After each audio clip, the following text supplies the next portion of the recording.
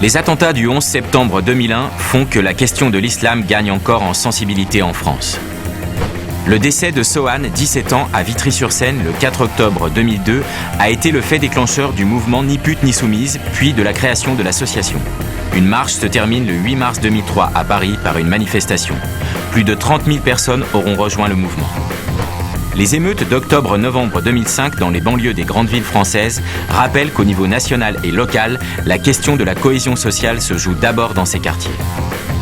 La loi relative à la solidarité et au renouvellement urbain est votée le 13 décembre 2000.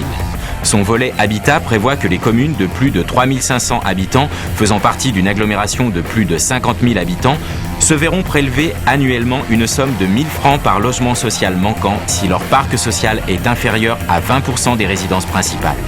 Cette somme sera prélevée au bénéfice d'un établissement public lorsqu'il existe en vue de la réalisation des logements sociaux.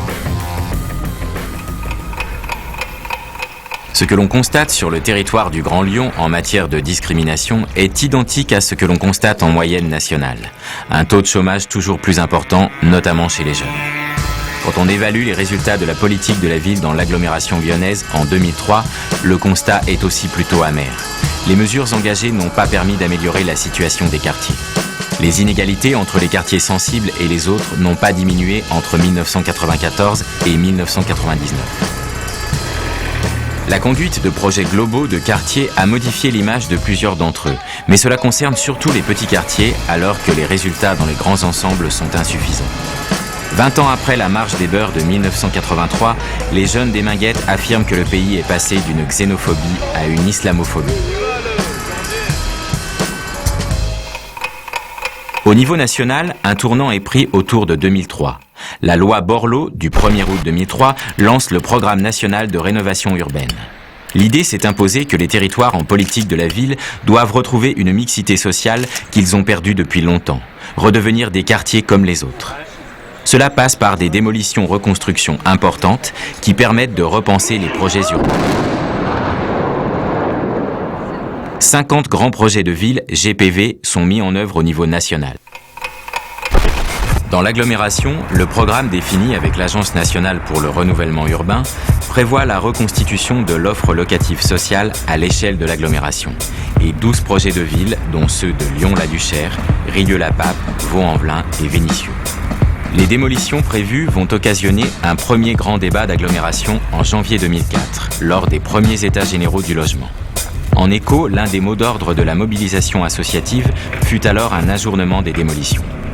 Ce débat coïncide avec le lancement du second programme local de l'habitat du Grand Lyon.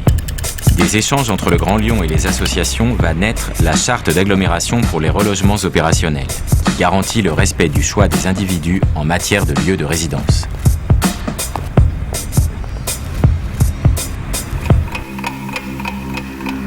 Le grand projet de ville de l'agglomération lyonnaise concerne au total 75 600 habitants et 29 000 logements, dont 83% en logements sociaux.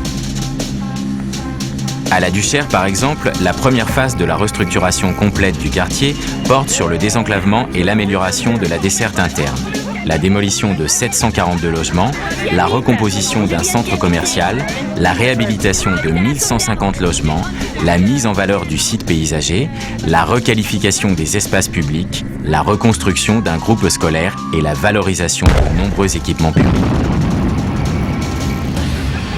Dans le discours des élus comme des techniciens, ces communes ou quartiers doivent garder leur caractère populaire, mais avec plus de mixité sociale.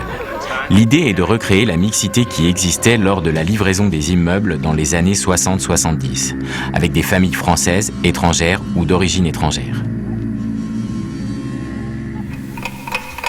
À partir de 2007, le Grand Lyon se place dans une politique globale de renouvellement urbain qui intègre les grands projets d'urbanisme comme la Confluence et Carré de Soie. Cette politique permet de reconstituer dans le reste de la ville 60% des logements démolis dans les quartiers et d'augmenter fortement la production de logements sociaux qui passe de 1500 à 4000 par an, dont les 3/4 dans les communes du centre et de l'ouest. Le concept de patrimoine immatériel promu par l'UNESCO en 2003 permet de valoriser tout ce pan de l'histoire de l'humanité qui ne s'est pas incarné dans du bâti, mais qui se rapporte en particulier aux mémoires des collectivités humaines, comme la mémoire de l'immigration. Dans l'agglomération lyonnaise, des hauts lieux de l'histoire industrielle et des grands ensembles deviennent objets patrimoniaux. Des sites emblématiques du patrimoine du XXe siècle sont proposés aux touristes entre Lyon et Saint-Étienne. Gratte-ciel de Villeurbanne, site Le Corbusier de Firminy-Vert, étoile de Renaudie à Givors.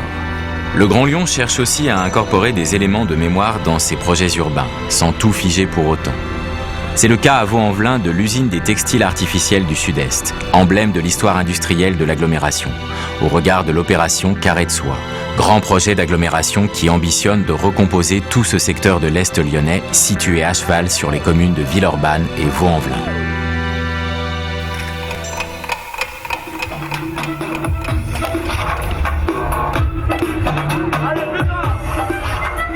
Aujourd'hui, le Grand Lyon poursuit son choix de répartir les logements sociaux dans l'ensemble de l'agglomération et d'introduire la mixité dans l'ensemble des territoires. Les grands quartiers populaires lyonnais, souvent cités comme des exemples de réussite par d'autres collectivités, sont conçus pour mettre en œuvre de véritables transformations urbaines des quartiers et les réintégrer à la ville.